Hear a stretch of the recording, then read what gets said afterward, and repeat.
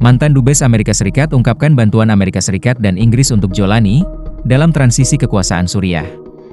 So, first, this guy, as Roy said, was in Al-Qaeda in Iraq.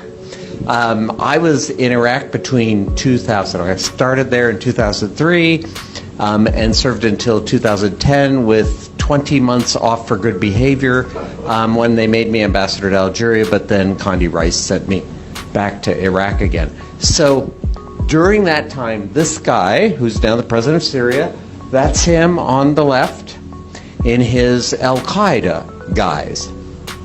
And he was a senior Al-Qaeda commander up in northern Iraq in a city called Mosul. For Americans who were in Iraq, you might remember Mosul was one of the worst, nastiest places. The State Department actually lost 5 diplomatic personnel in 2 different car bombs up in Mosul during that time, and hundreds of American soldiers were killed or injured up in that Mosul area by this guy and his fighters. So, starting in 2023, a British non-government organization which specializes in conflict resolution invited me to help them bring this guy out of the terrorist world and into regular politics. And at first, I have to tell you, I was very leery of going. I sort of had images of me in an orange jumpsuit with a knife to my throat. But after talking to several people who had gone in, and one of whom had met him, I decided to take the chance.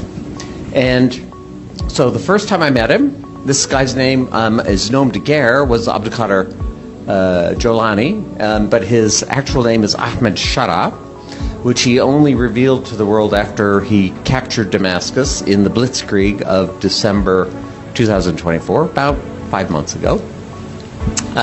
First time I met him, I sat down next to him, and I'm literally as close as I am to Roy, and I said, this is all in Arabic, I said, never in a million years could I imagine that I would be sitting next to you.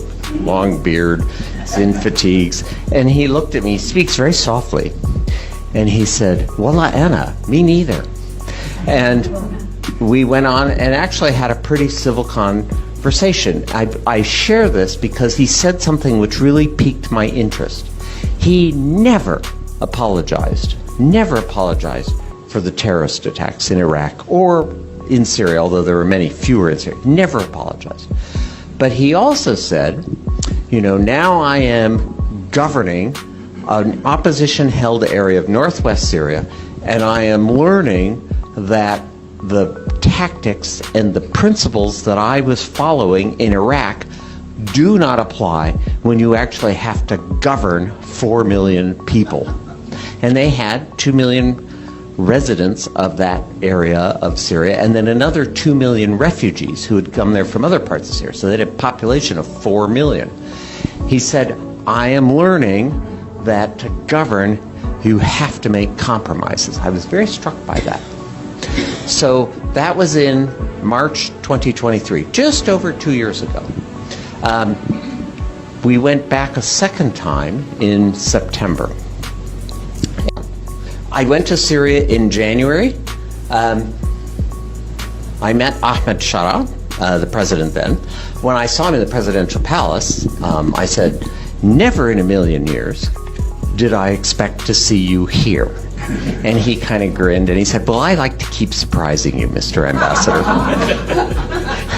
He has a sense of humor. I don't normally think of Al-Qaeda as having a sense of humor, but anyway.